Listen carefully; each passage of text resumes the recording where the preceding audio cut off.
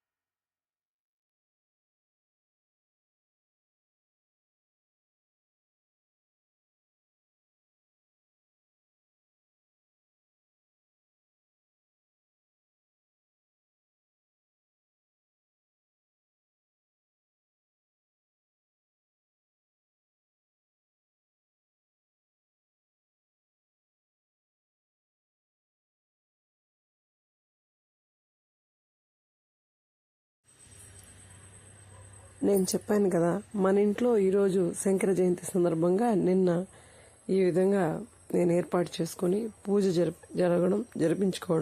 జరిపించడం జరిగింది మన ఇంట్లో. ఎలా ఉంది పూజ.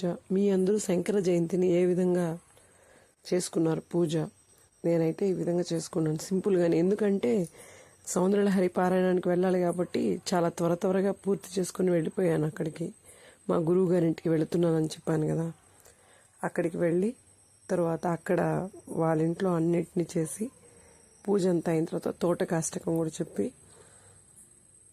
మళ్ళీ ఇంటికి సాయంత్రంగా తిరిగి వచ్చాము. మీ అందరికీ నా ఛానల్ నచ్చినట్లయితే లైక్ చేయండి, సబ్స్క్రైబ్ చేయండి మరిన్ని వీడియోస్ కోసం. Thank you.